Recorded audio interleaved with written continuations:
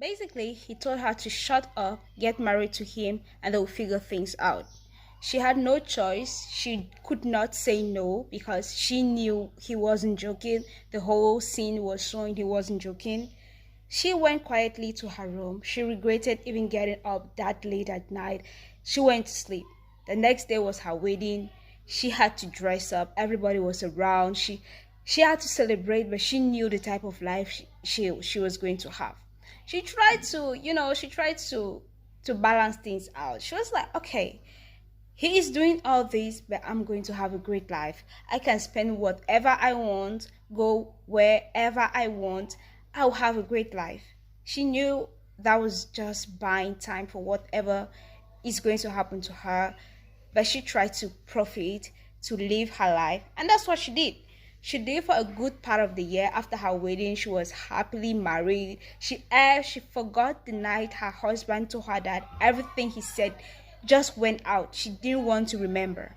But after some times, her husband started asking her to participate in their accord and said that was the only way for her to live longer. She had to be participating in everything that he is doing.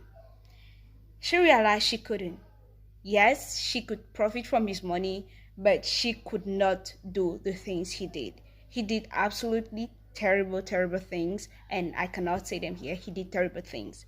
So, as usual, she called her mom and told her what happened. She knew that she was going to die anyway, and she knew she didn't want to be part of the occult to kill people and to do stuff like that. So she called her mom and asked her for her advice. And she thought her mom was going to, like, oh, my daughter, I never knew this was going on. And I cannot imagine. Her mother looked her dead into the eyes, to the phone, basically, and said, you have to do it.